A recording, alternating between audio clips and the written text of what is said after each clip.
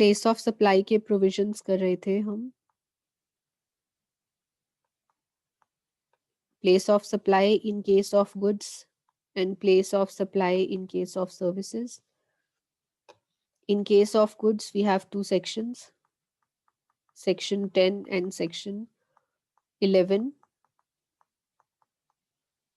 Section 10 is place of supply in case of domestic supply of goods, and section 11 is place of supply in case of cross-border supply of goods.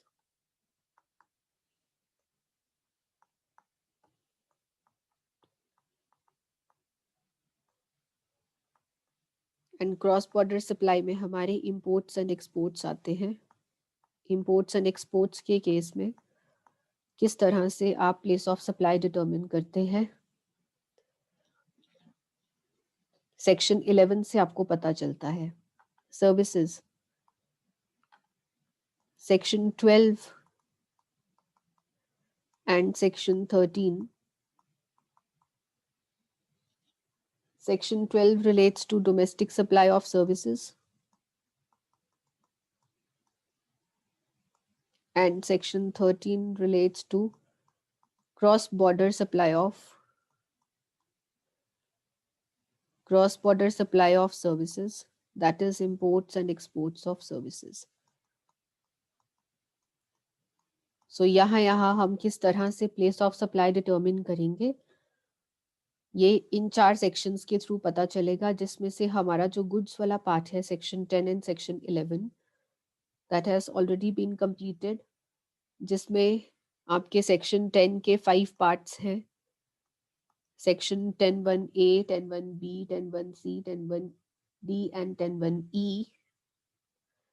Cross border supply के आपके 2 parts हैं, एक है exports का और दूसरा imports का। हमें अब करना है section 12 domestic supply of services. ये हम कल थोड़ा सा स्टार्ट कर चुके थे, आइए दोबारा से देखते हैं इसे। So our topic for today is section 12.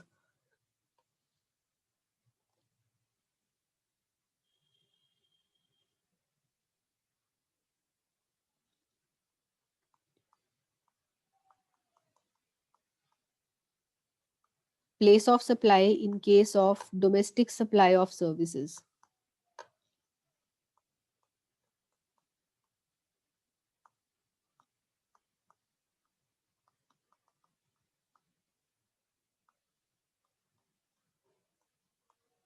Domestic supply of services means कि आप services provide कर रहे हैं इंडिया की बाउंड्री के अंदर अंदर, इंडिया के अंदर अंदर आप सर्विसेज प्रोवाइड कर रहे हैं एक स्टेट से दूसरी स्टेट में या फिर उसी स्टेट के अंदर रहकर, that is known as domestic supply of services. तो ऐसे में प्लेस ऑफ सप्लाई कैसे डिटरमिन किया जाएगा, इसके लिए आपके पास 2 सेक्शंस हैं, one is section 12(2) and another is a set of sections, section 12(3) से लेकर सेक्शन 12(14) तक आपके पास बहुत सारे प्रोविजंस हैं। सेक्शन 12(3) से 12(14) तक आपके पास वी हैव मल्टीपल प्रोविजंस, जिसमें section 12(2) contains the general rule of place of supply, और सेक्शन 12(3) टू 12(14) में आपके पास स्पेसिफिक रूल्स हैं, जिसमें आपको सर्विसेज के नाम बताए गए हैं और सर्विसेज के हिसाब से आपको प्लेस ऑफ सप्लाई डिटरमिन करना होता है। सो जनरल रूल में मैंने आपको क्या बताया था, जनरल रूल में व्हाट वी हैव इज कि अगर आप सर्विसेज प्रोवाइड कर रहे हैं to a registered person, services to a registered person कौन है, वो पर्सन जिसके पास जीएसटी नंबर है, जिसने जीएसटी एक्ट के अंडर रजिस्ट्रेशन ले रखी है, उसे आप कहते हैं रजिस्टर्ड पर्सन। सो अगर आप सर्विसेज प्रोवाइड कर रहे हैं रजिस्टर्ड पर्सन को, उस केस में आप प्लेस ऑफ सप्लाई कैसे पता लगाएंगे? और जनरल रूल दूसरा जो है वो ये कहता है कि अदर केसेस में यदि पर्सन रजिस्टर्ड नहीं है, अनरजिस्टर्ड पर्सन है, अदर केसेस हैं, तो वहां पर आप प्लेस ऑफ सप्लाई कैसे डिटरमिन करेंगे? तो जहां पर आप रजिस्टर्ड पर्सन को सर्विस प्रोवाइड कर रहे हैं, वहां पर प्लेस ऑफ सप्लाई क्या होगा? जनरल रूल आपका ये कहता है कि ऐसे में प्लेस ऑफ सप्लाई होगा location of registered person, location of registered person, जहां पर रजिस्टर्ड पर्सन का स्थान है, that will be the place of supply. और अदर केसेस में आप ये देखेंगे कि क्या आपके पास रिसिपिएंट का एड्रेस है या नहीं। क्या आपके पास एड्रेस ऑफ द रिसिपिएंट है या रिसिपिएंट का एड्रेस नहीं है? यदि एड्रेस है रिसिपिएंट का, तो प्लेस ऑफ सप्लाई क्या होगा? लोकेशन ऑफ रिसिपिएंट, क्योंकि आपके पास रिसिपिएंट का एड्रेस है। और यदि आपके पास रिसिपिएंट का एड्रेस नहीं है, तो उस केस में आप प्लेस ऑफ सप्लाई क्या लेंगे? Location of the supplier.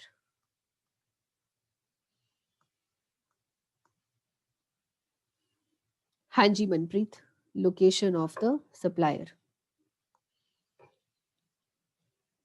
Example लेके देखते हैं। इसका हम एग्जाम्पल 1 करेंगे, इसका एग्जाम्पल 2 और इसका हम करेंगे एग्जाम्पल 3। सो 3 एग्जाम्पल्स लेकर हम इन तीनों की चर्चा करेंगे। चलिए एग्जाम्पल 1 देखिए।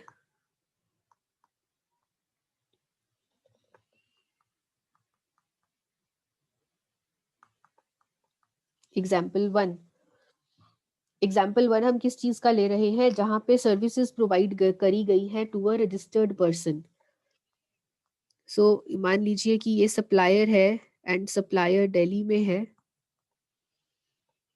और ये है आपका रिसिपिएंट जो कि सर्विसेज रिसीव कर रहा है। सप्लायर सर्विसेज प्रोवाइड कर रहा है रिसिपिएंट को, और ये जो रिसिपिएंट है ये रजिस्टर्ड है, ये रजिस्टर्ड पर्सन है, इसके पास जीएसटी का रजिस्ट्रेशन नंबर है और ये कहाँ रहता है? ये हरियाणा में है ये रिसिपिएंट। हाँ जी, जनरल रूल के अकॉर्डिंगली आप मुझे जल्दी से ये बताएं कि इस केस में प्लेस ऑफ सप्लाई क्या होगा? गरिमा शीतू, हरियाणा। हरियाणा, हाँ जी बच्चे, एकदम सही। सो यहाँ पर place of supply is registered person का लोकेशन, और रजिस्टर्ड पर्सन का लोकेशन क्या है? रजिस्टर्ड पर्सन का लोकेशन है हरियाणा। अब यहाँ पर जो सर्विसेज हैं वो दिल्ली से हरियाणा आ रही हैं। मुझे जल्दी से ये बता दीजिए नेचर ऑफ सप्लाईज क्या है? इंट्रा या inter? What is the nature of supply?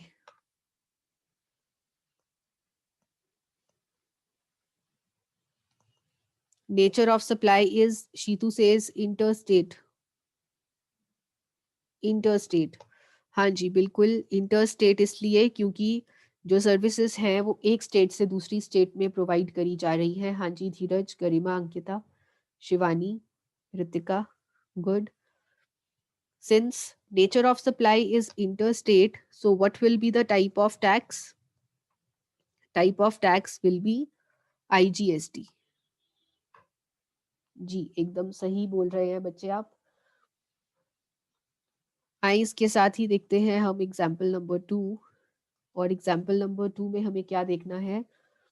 जहां पे रिसिपिएंट अनरजिस्टर्ड है, सेम एग्जाम्पल उठा लेते हैं। सप्लायर दिल्ली का है और हेयर इज योर रिसिपिएंट, लेकिन जो रिसिपिएंट है वो रजिस्टर्ड नहीं है, अनरजिस्टर्ड पर्सन है, उसके पास जीएसटी का रजिस्ट्रेशन नंबर नहीं है। जैसे कि आप हैं, आप लोगों के पास जीएसटी का रजिस्ट्रेशन नंबर थोड़े ना है। जगदीप, जगदीप बेटा अपना आंसर चेक कीजिए, आपने लिखा है IGST एंड UTGST। IGST के साथ स्टेट का GST नहीं लगता बेटा, जहां पर IGST लगता है वहां पर सिर्फ IGST लगता है। इंट्रा के केस में CGST एंड UTGST लगता बेटा। जगदीप सप्लायर दिल्ली का है, रिसिपिएंट अनरजिस्टर्ड है, उसके एड्रेस के बारे में आपको मालूम है, एड्रेस मालूम है, और उसका एड्रेस कहाँ का है? उसका एड्रेस है हरियाणा का। उसे आप सर्विसेज प्रोवाइड कर रहे हैं। हाँ जी, जहाँ पे एड्रेस पता है आपको, जहाँ पर एड्रेस पता है वहां पर प्लेस ऑफ सप्लाई क्या माना जाएगा? जहां पर एड्रेस पता है वहां पर place of supply is location of the recipient, और लोकेशन ऑफ द रिसिपिएंट क्या है? हरियाणा। रेनू, अंकिता, गरिमा, शीतू, शिवानी। सो यहाँ पर प्लेस ऑफ सप्लाई क्या है? Location of recipient, and location of the recipient is Haryana. Since location of recipient is Haryana और services Delhi से Haryana supply हो रही हैं, so what will be the nature of supply? Nature of supply will be again interstate. हाँ जी Ankita, Ritika, Shivani, and the type of tax will be IGST. ठीक है जी, लेते हैं एग्जाम्पल 3, जहां पर आपको एड्रेस नहीं मालूम। तो देखें फिर, सप्लायर है दिल्ली का और रिसिपिएंट अनरजिस्टर्ड है, अनरजिस्टर्ड पर्सन है, और इसके एड्रेस के बारे में सप्लायर को नहीं मालूम। एड्रेस के बारे में सप्लायर को मालूम नहीं है कि एड्रेस क्या है। हाँ जी, जहां पे एड्रेस के बारे में जानकारी नहीं होती वहां पर प्लेस ऑफ सप्लाई क्या रहेगा? हाँ जी Garima, Delhi location of supplier. Location of supplier will be the place of supply. And what is the location of supplier? Location of supplier is Delhi. अब देखिए, अगर प्लेस ऑफ सप्लाई दिल्ली है, अगर प्लेस ऑफ सप्लाई दिल्ली है तो गुड्स कहाँ move कर रही हैं? दिल्ली टू दिल्ली। देखिए, गुड्स कहाँ, सर्विसेज कहाँ कर रही हैं? Move Delhi to Delhi. अब मुझे बताएं कि यहाँ पर नेचर ऑफ टैक्स क्या यहाँ पर आपका नेचर ऑफ टैक्स क्या रहेगा? Nature of supply, what will be the nature of supply? यहाँ पर नेचर ऑफ सप्लाई रहेगा इंट्रा स्टेट, और जहां पर इंट्रा स्टेट है तो वहां पर टाइप ऑफ टैक्स क्या लगेगा? CGST plus SGST। लेकिन क्योंकि दिल्ली यूटी है, क्योंकि दिल्ली यूटी है तो SGST नहीं, UTGST लगेगा।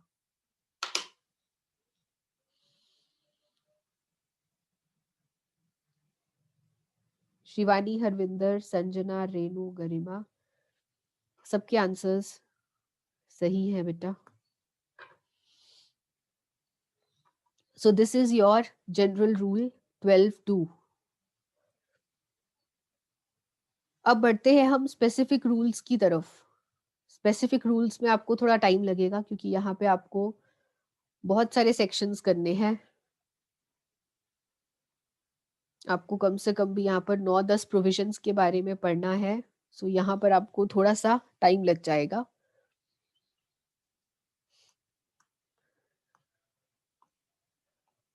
तो चलिए देखते हैं sections 12(3) to 12(14). Specific rules. specific rules for place of supply in case of services. ठीक है जी, सबसे पहले हम करेंगे सेक्शन 12(3). सेक्शन 12(3 करेंगे सबसे पहले। नेक्स्ट पेज पे इसकी स्टार्टिंग करते हैं।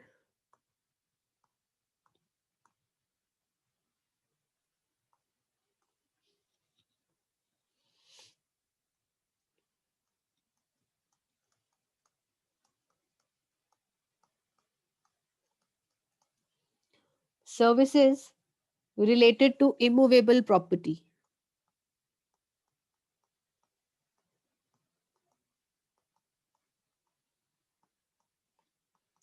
बड़े ध्यान से एक एक पॉइंट समझिएगा बेटा। Services related to immovable property. Immovable property क्या है? अचल संपत्ति, लैंड, बिल्डिंग, इमूवेबल मशीनरी, इन सब से रिलेटेड अगर आप सेवाएं प्रदान कर रहे हैं तो वहां पर प्लेस ऑफ सप्लाई क्या माना जाएगा? देखिए, जो 12(3) है वो 4 भागों में बटा हुआ है। इसके 4 भाग हैं, A, B, C and D. पहला क्या है? Services directly related to immovable property.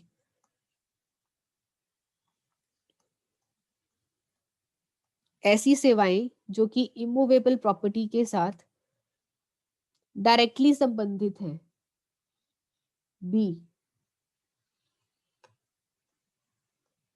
Bye way of lodging accommodation.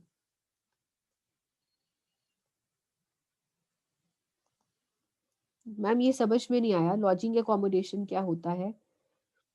Lodging accommodation वो स्थान होता है जहां पर आप अस्थायी तरीके से रुकते हैं, टेम्परेरीली, और आपका अस्थायी आवास स्थान,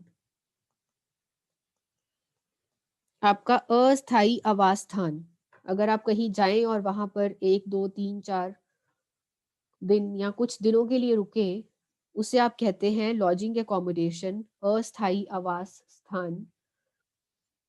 तीसरा,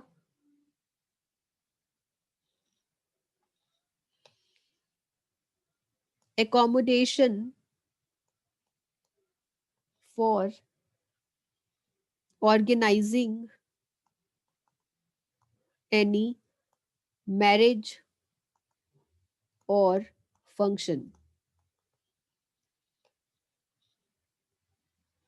ऐसा आवास स्थान जो कि आपने किसी शादी या फंक्शन के लिए बुक करवाया है, ऐसा आवास स्थान जिसे कि आपने किसी फंक्शन के लिए बुक करवाया है।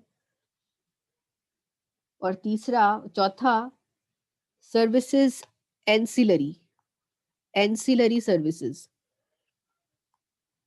एंसिलरी सर्विसेज क्या होती हैं? सहायक सेवाएं।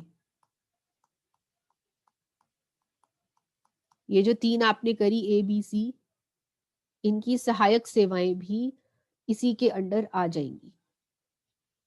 मैम समझ में नहीं आया, ये समझ में नहीं आया कि आप क्या कह रहे हैं, और समझते हैं फिर। चलिए, मैंने बोला कि ऐसी सेवाएं जो कि अचल संपत्ति के साथ संबंधित हैं, उनमें प्लेस ऑफ सप्लाई कैसे डिटरमिन किया जाएगा। प्लेस ऑफ सप्लाई की बात तो हम बाद में करेंगे, पहले हम ये देखेंगे कि सेक्शन 12(3) में सेवाएं कौन कौन सी आ रही है। सेक्शन 12(3) में ये 4 सेवाएं आ रही है। पहली सेवा क्या है? पहली सेवा है वो सेवा जो कि इमूवेबल प्रॉपर्टी के साथ डायरेक्टली संबंधित है। जैसे कि क्या मैम? जैसे कि क्या? जैसे कि डायरेक्टली संबंधित का एग्जाम्पल दे दीजिए मैम, तब समझ में आएगा। फॉर एग्जाम्पल, आर्किटेक्ट की सर्विस, आर्किटेक्ट, आपके घर का नक्शा तैयार करते हैं आर्किटेक्ट? तो यदि आप आर्किटेक्ट हैं, आप 12 3 में आ जाएंगे। Interior decorator, interior decorator, interior decorator होता है जो आपके घर के अंदर कहाँ पे कौन सी चीज लगानी है, हटानी है, आपके घर को सुसज्जित करते हैं, वो होते हैं इंटीरियर डेकोरेटर। ठीक है मैम, तो इंटीरियर डेकोरेटर की सर्विस आ जाएगी यहाँ पर। इंजीनियर, आपका घर बनाते हैं इंजीनियर्स, या फिर अदर एक्सपर्ट्स, अदर एक्सपर्ट्स जो कि अचल संपत्ति से संबंधित आपको किसी भी तरह की सेवा प्रदान करते हैं, उन सब की सेवाएं आपकी ए पार्ट में आ जाएंगी। ठीक है जी, ठीक है। अब बी पार्ट में क्या आएगा? अभी हम प्लेस ऑफ सप्लाई की बात नहीं कर रहे, अभी हम ये देख रहे हैं कि सेक्शन 12(3) में कौन कौन सी सेवाएं कवर होती हैं। तो सबसे पहले ऐसी सेवाएं जो कि अचल संपत्ति से डायरेक्टली संबंधित हैं, जैसे कि आर्किटेक्ट, इंटीरियर डेकोरेटर्स, इंजीनियर्स या ऐसे और एक्सपर्ट्स की सेवाएं यहाँ पर आ जाएंगी। दूसरा, अस्थायी आवास स्थान। मैम, ये अस्थायी आवास स्थान क्या होता है? जहां पर आप कुछ दिन के लिए रुकते हैं, हमेशा के लिए नहीं, कुछ दिन के लिए रुकते हैं। एग्जाम्पल, कुछ दिन के लिए आप कहाँ पर रुकते हैं? हाँ जी, गरिमा कह रही है कि वो कुछ दिन के लिए होटल में रुक जाती हैं। बिल्कुल जी, होटल, गेस्ट हाउस,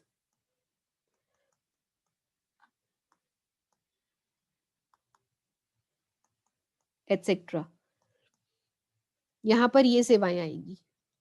तो यदि आप किसी होटल में रुक रहे हैं तो वहां पर आपको होटल वाला आपको बिल देगा। जब वो बिल देगा तो उसमें सीजीएसटी लगाएगा, एसजीएसटी लगाएगा या आईजीएसटी लगाएगा, ये डिपेंड करेगा कि प्लेस ऑफ सप्लाई क्या है। तो उसका प्लेस ऑफ सप्लाई आपको कहाँ से मिलेगा जब आप सेक्शन 12(3) देखेंगे। ठीक है ना? यदि आप आर्किटेक्ट की सेवा ले रहे हैं, वो अपने बिल में जिस तरह का टैक्स लगाएगा, उसका प्लेस ऑफ सप्लाई देखना चाहते हैं आप क्या है, आप कौन सा सेक्शन पढ़ेंगे? आप पढ़ेंगे सेक्शन 12(3). ठीक है जी। उसके बाद आपका accommodation for organizing any marriage और फंक्शन।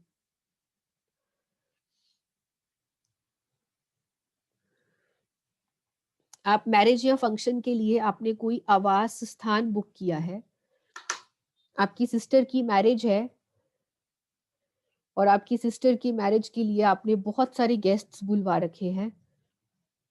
कोरोना टाइम चल रहा है, दिस इज कोरोना एरा, और कोरोना एरा में आप किसी को अपने घर ठहराना नहीं चाहते क्योंकि सोशल डिस्टेंसिंग भी जरूरी है।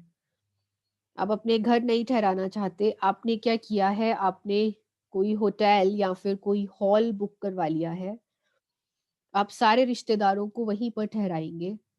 तो आपने एक आवास स्थान बुक कर लिया है किसी मैरिज के लिए या किसी फंक्शन के लिए। और कौन से फंक्शंस आ सकते हैं इसमें?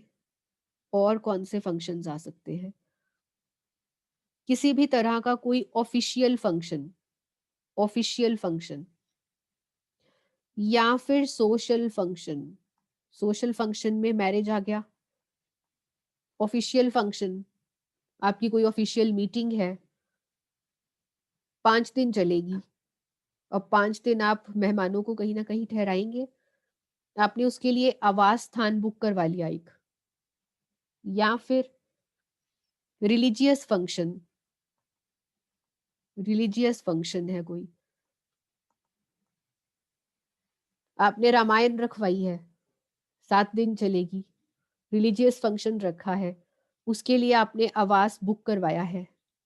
और किसी भी तरह का कोई बिजनेस फंक्शन, कोई कॉन्फ्रेंस, कोई सेमिनार, इस तरह का फंक्शन रखा है, उसके लिए आपने आवास स्थान बुक करवाया है। तो ऐसे फंक्शंस के लिए यदि आप कोई आवास स्थान बुक करवाते हैं तो जब आपको बिल मिलेगा उसमें टैक्स लगेगा, और कौन सा टैक्स लगेगा ये डिपेंड करेगा प्लेस ऑफ सप्लाई पे। और प्लेस ऑफ सप्लाई कैसे निर्धारित किया जाएगा, सेक्शन 12(3) पढ़ना पड़ेगा आपको। और एंसिलरी सर्विसेज, सहायक सेवाएं। सहायक सेवाएं किसकी सहायक सेवाएं? ये जो ABC आपने 3 पार्ट्स पढ़े हैं ना, 3 पार्ट्स, इनसे संबंधित किसी भी तरह की सेवा इमूवेबल प्रॉपर्टी से संबंधित है यदि, तो वो सारी की सारी सेवाएं आपको 12(3) के अंडर आकर पढ़नी पड़ेंगी। ठीक है जी, ये तो समझ में आ गया कि 12(3) में कौन कौन सी सेवाएं कवर होती हैं। कौन कौन सी सेवाएं कवर होती हैं? पहली सेवा जो डायरेक्टली अचल संपत्ति से संबंधित है। दूसरी, अस्थायी आवास स्थान की सेवा। तीसरी, किसी मैरिज या फंक्शन के लिए आपने कोई अकोमोडेशन बुक करवाई है उसकी सेवा। और चौथी, कोई भी सहायक सेवाएं। ठीक है मैम, ये तो समझ में आ गया हमें।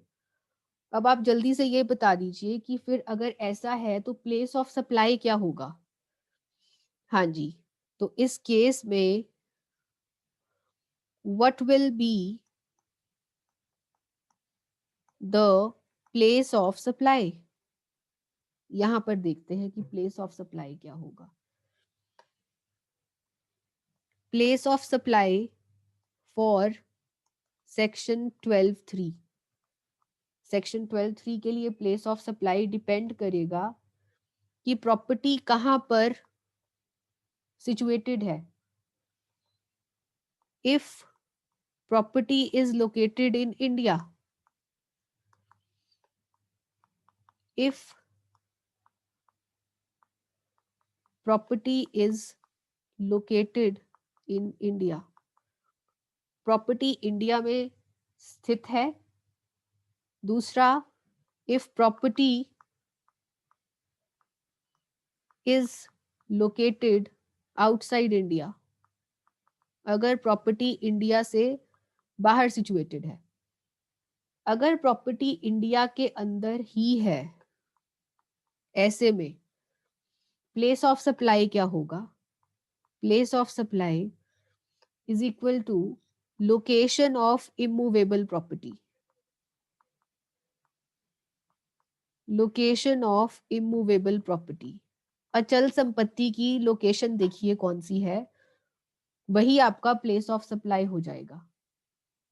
एंड अगर आउटसाइड इंडिया है तो प्लेस ऑफ सप्लाई क्या होगा, लोकेशन ऑफ रिसिपिएंट। आप ये देखिए कि रिसिपिएंट इंडिया के अंदर है या बाहर, उसके हिसाब से निर्धारित किया जाएगा प्लेस ऑफ सप्लाई।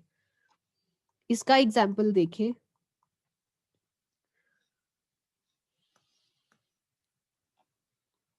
ये है सप्लायर। सप्लायर है हरियाणा का, और ये है रिसिपिएंट। रिसिपिएंट है दिल्ली का, और सप्लायर रिसिपिएंट को सर्विस प्रदान कर रहा है इमूवेबल प्रॉपर्टी से रिलेटेड। अब रिसिपिएंट क्या है, दिल्ली का, और रिसिपिएंट ने एक डेस्टिनेशन वेडिंग रखी है। आजकल डेस्टिनेशन वेडिंग्स का बहुत ट्रेंड है। उसने राजस्थान में एक डेस्टिनेशन वेडिंग रखी है, एक किले में, कोई किला है वहां पर डेस्टिनेशन वेडिंग रखी है। डेस्टिनेशन वेडिंग के लिए उसने एकोमोडेशन बुक करवाया है।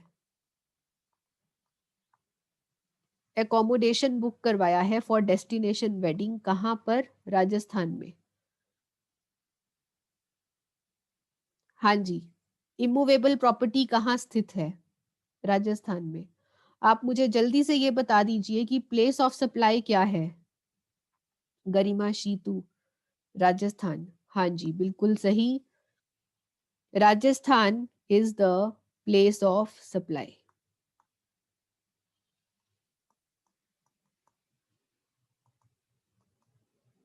Location of immovable property. अब सर्विसेज कहाँ जा रही हैं? हरियाणा से राजस्थान। सो यहाँ पर नेचर ऑफ सप्लाई क्या है? Nature of supply is interstate, और इंटरस्टेट है तो आपका लग जाएगा CGST प्लस SGST। सही कह रही हूं मैं? नहीं जी, IGST। जी बिल्कुल। और दूसरा, यदि प्रॉपर्टी आउटसाइड इंडिया सिचुएटेड है तो आप लोकेशन ऑफ रिसिपिएंट देखें। ये है सप्लायर, सप्लायर इंडिया में है और जो रिसिपिएंट है वो USA में है, रिसिपिएंट USA में है और ये इसको सर्विसेज दे रहा है। और जो इमूवेबल प्रॉपर्टी है, इमूवेबल प्रॉपर्टी है वो इंडिया में है। सॉरी, इमूवेबल प्रॉपर्टी जो है वो आउटसाइड इंडिया है, ये भी USA में है। यहाँ पर आप क्या देखेंगे, जहां पे इमूवेबल प्रॉपर्टी इंडिया से बाहर होती है वहां पर प्लेस ऑफ सप्लाई क्या होता है? Place of supply is the location of recipient. और यहाँ पर लोकेशन ऑफ रिसिपिएंट क्या है? Place of supply is USA। Since USA है तो दैट मीन्स ये एक्सपोर्ट का केस बन गया, और एक्सपोर्ट्स के केस में नो टैक्स, GST नहीं लगता। ठीक है जी।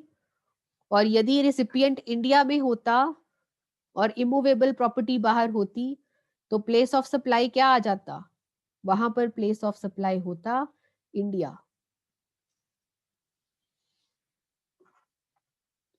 दैट्स ऑल फॉर टुडे, बाकी कल कंटिन्यू करेंगे।